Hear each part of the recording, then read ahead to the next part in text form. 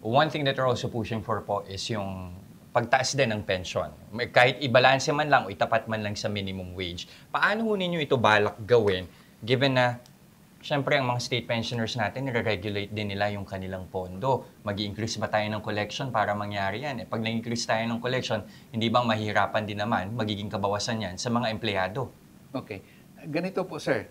Kasi yung mga, yung mga pensioner, nabubuhay sa maliit lang. Ang daming mga nag-contribute in comparison with yung mga nag-retire. Kaya kung makikita mo, kayang-kaya talaga. Now, this is my challenge for those people, yung mga ehensya ng gobyerno or private, na the rule really is to invest that money properly. Yung mga executive, mga sweldo nila, dapat hindi masyadong malaki doon.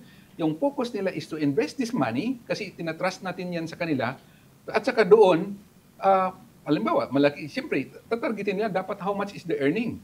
So pag invest nila ito dapat yung main source. Not to increase the budget at ng contribution ng mga tao. Kasi dagdag po ng kahirapan yung pag-increase ng ano.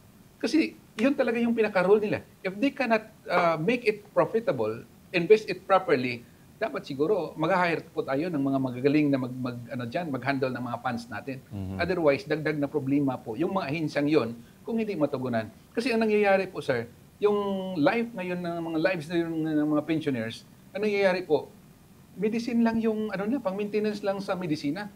Paano, sir? Like for example, if I work in 1980, for example, and then the minimum wage is 4 pesos, I will be paying this siguro mga 10 centavos So dapat din, in order for me to survive, I should be in the minimum. Kung 4 pesos noon, ngayon naman siguro 450, dapat ito din yung matatanggap ko monthly na kasi that's the basis. Otherwise, hindi na lang ako mag-contribute ng pera ko. Itatago ko na lang kung hindi nila kayang mag-invest.